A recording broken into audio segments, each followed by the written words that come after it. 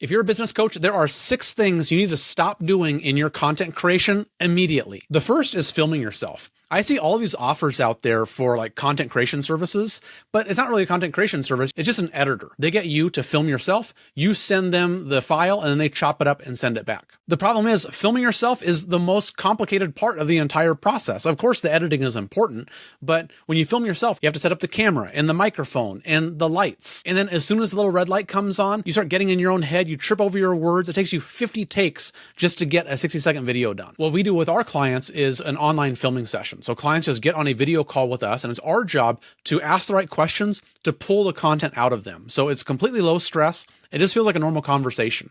We ask questions, they show up and talk. They don't have to memorize lines or rehearse scripts. They just get into flow. And we ask questions that kind of dig down deeper into like the real core of their message. We try to find that little thread and we pull on it until we find the gold. It leads to way better content, and it's so much easier and more fun for our clients. The second thing you need to stop doing is only posting reels. So many people are still so focused on the Alex Hormozi style content that that's all they do. They just post reels every single day with the cool captions. And there was a period where that really worked because all of the platforms were competing with TikTok. So they were rewarding everyone for publishing video content.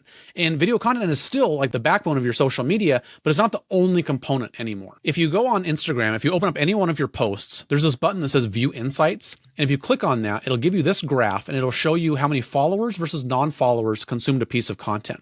We compile all of that data in a spreadsheet for our clients. When we do our filming sessions, we'll sort by most views and we'll figure out what were the top 5 posts for followers and for non-followers. And then we ask ourselves, why did that perform so well? And how can we dig down deeper into those same subjects or even just say the same things, but in new, fresh ways? And the interesting thing is we repurpose all of the videos for our clients. So we'll take a transcript of every video and then we rewrite that into a story, a tweet, a carousel, a quote image, a long piece of text with an image along with it. And those pieces of content almost always do better for our existing audience. So we use reels to attract new followers and then the repurposed stuff to heat up our existing followers. So you can't just do reels, you have to have both. If you want to learn more about those repurposed styles, there's a video linked down below that shows some of the styles that we create. And there's another video too about how we create content ecosystems, about how those different kinds of content fit together. So check out those links below. Now, the third thing that business coaches need to stop doing is not tracking analytics. I know there's a lot of double negatives there. This is so much analytical information that the social media platforms give us. Most people don't take advantage of this whatsoever. Once they post, they're done. They never go back and look at anything.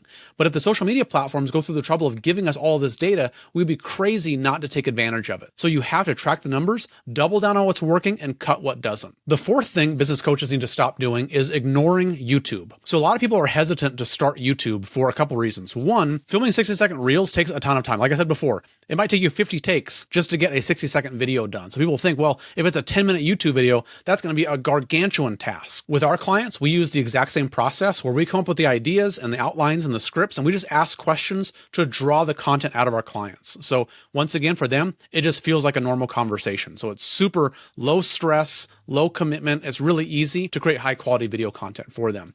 And the second issue is that people think that they're trying to be Mr. Beast here, where we need to create content that's going to blow up a huge audience, that's going to get tons of subscribers. But I want to show you something really quick. This is Dan Bolton. He does $2 million a year in profit. He says that YouTube is his secret weapon in his business in heating up prospects into buyers. And he only has 3,500 subscribers, and his number one most viewed video only has 7,800 views. And the reason is he's not trying to attract and heat up an audience on YouTube itself. He's running ads on Instagram, heating those people up with short form and then driving them over to YouTube. So he's getting the new audience on Instagram, but using YouTube to heat them up 10 times faster than he can one reel at a time. If you're a business coach, that is the way to leverage YouTube. The fifth thing you need to stop doing if you're a business coach is using AI to write your scripts for you. I see so many people that write scripts with AI and then they just read them off of their teleprompter.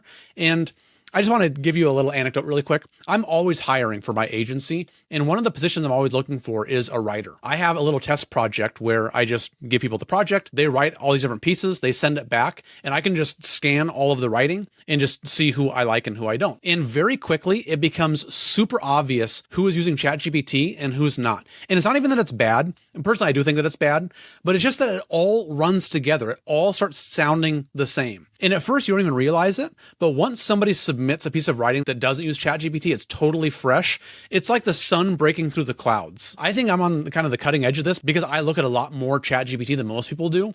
I think it's going to become this way for everybody. Pretty soon, it's going to be super obvious who's using it, and real, honest creativity is going to become such a premium. So if you have a message that's worth listening to and you need people to know, like, and trust you, do not use ChatGPT. You have to harness your own voice, your own creativity, and it will be a breath of fresh air amongst a sea of people who are only using ChatGPT to create all of their scripts. Now, the sixth thing you need to stop doing if you're a business coach is following strict frameworks.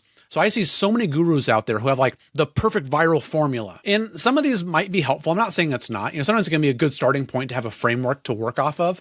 But I think it's pretty obvious that there's not one framework, one formula, one outline that can guarantee that everyone who uses it is going to go viral. Really, there's just testing.